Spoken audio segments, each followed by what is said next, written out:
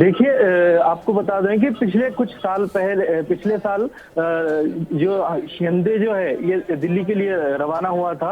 उस टाइम पे वहां पर किसी से उनसे बात हुई थी, ऐसा उनके माता पिता का कहना है। पर पूरा एक्चुअली क्या है ये मामला, अभी तक इनके परिवारजनों को अभी तक पता नहीं चला है। इसकी जांच अब तक पुलिस कर रही है। कल पुलिस पहरा वहां पर लगा हुआ था, पुलिस के लोग वहां पर आए थे, पूरी जांच कर रहे थे। और जांच करने के बाद वहां पर देखा गया है कि वहां के उनके जो डॉक्यूमेंट्स हैं वो डॉक्यूमेंट्स पूरे लेकर गए थे। और वो डॉक्यूमेंट्स लेकर जाने के बाद वहां पर उसकी जांच करने के बाद अब पुलिस पूरी तरीके से ये की है। और लातूर से और बाहर से भी यहाँ पर कोई टीम यहाँ पर आई हुई है, उसकी पूरी जांच कर रही है। देखना है अब आगे क्या होता है, उसके होने के बाद पूरा डिटेल सब सामने आ जाएगा। बिल्कुल। और सबसे बड़ी बात यह है कि किस तरह से इस पूरी घटना को अंजाम दिया गया और एक दूसरे के संपर्क में आए कैसे। शुभम, आपसे भी मेरा यही सवाल है, आप सागर के घर के बाहर मौजूद हैं लखनऊ में, कैसे ये लोग एक दूसरे के संपर्क में आए? क्योंकि सागर को जब हम देखते हैं तो 23-24 साल महज इसकी उम्र होगी। और जैसा कि हम अपने रिपोर्ट्स में बता भी रहे हैं कि जितने भी ये लोग हैं आरोपी, सबकी माली हालत बहुत ज्यादा ठीक नहीं है। कोई तैयारी कर रहा है सिविल सर्विसेज की, कोई पढ़ाई करने, कोई पीजी में रह रहा है।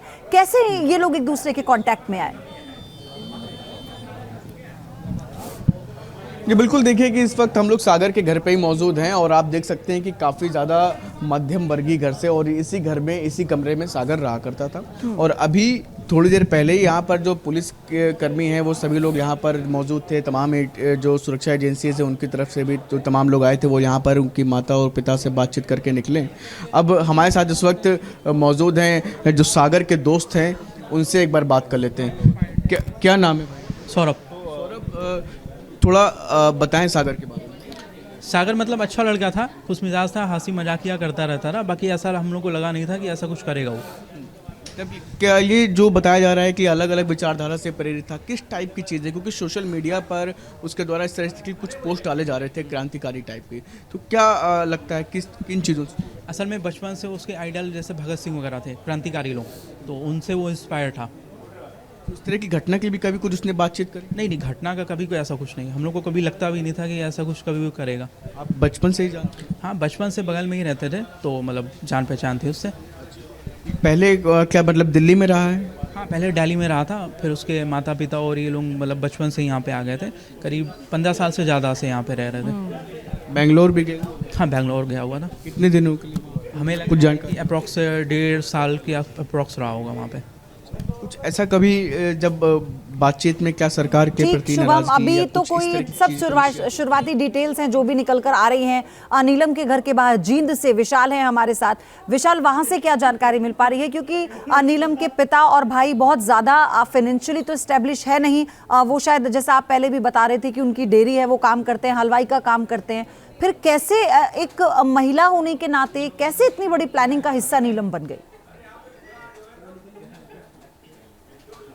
देखिए, बिल्कुल जिस तरह से रुमान कह रहा था कि जितने भी लोग हैं उनकी आर्थिक स्थिति ठीक नहीं है। अभी हम नीलम के घर में हैं और सबसे पहले मैं उनका घर दिखाऊंगा आपको।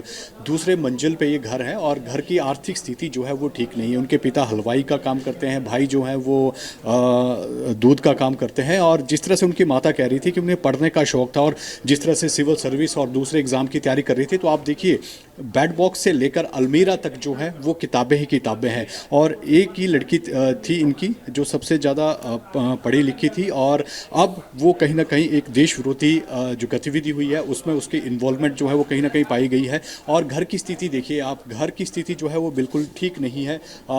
जिस तरह से उनके गरीब परिवार है और उनकी माता लगातार कह रही थी कि उन्हें ये विश्वास नहीं हो रहा है कि उनकी बेटी जो है वो इस तरह का काम जो है वो कहीं ना कहीं कर सकती है। और जब वो मंगलवार को यहाँ पर घर पर आई थी तो उसने इसके बारे में कोई बात नहीं की थी। एक फॉर्म जो है उन्होंने भरा था और फॉर्म भरने के बाद जो है वो ये कहकर चली गई थी कि वो दोबारा हिसार जा रही है, लेकिन वो हिसार न जाकर दिल्ली चली गई जहाँ पर वो प्रदर्शन में शामिल हुई। उनकी माता हमारे साथ हैं। आपकी बेटी से बातचीत हुई थी, कब वो यहाँ पर आई?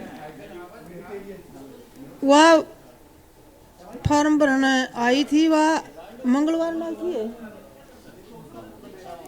मंगलवार न वो आई थी। मैं यहाँ नहीं थी, डॉक्टर का जा रही थी, दाखिल थी मैं। फिर मन्नवा फेटी नहीं, फिर वह आई है वारी मिला, मैं भाभी जी मैं फार्म भरया हूँ, मेरा लड़का की बहू थी आए घर। फिर वानु बोली दीदी ये तो वार हो रही है, खाना खा लो और रामदारी कर लो, चाय चू पियो, फिर तड़के फार्म भर कर नून की नून आसार निकल जाइयो था। फिर वह तड़के नहाई है, खाना खाया है, रात रही है बाउर है। फिर उस दिन यूँ भी कहा है भी माँ की अब तबीयत खराब है तो मैं 5-4 दिन रह जाऊँ। आपको पता था वो दिल्ली जा रही है, हिसार जा रही है, या आपको पता था इस तरह का प्रदर्शन में शामिल होने जा रही है? ना कुछ बेरा नहीं था, एन उसने कोई जकरा चलाया, वह आड़ तन्यू का गई है, मैं सीधे आसार जाऊंगी फार्म भर बिल्कुल। के। और माता पिता को इस बारे में कोई जानकारी नहीं थी। देखिए कि घर के बाहर निकलकर कोई क्या कर रहा है, कभी कभी ऐसा होता है कि नहीं इसकी जानकारी होती है, और ऐसे कई और जो आरोपी है उनके माता पिता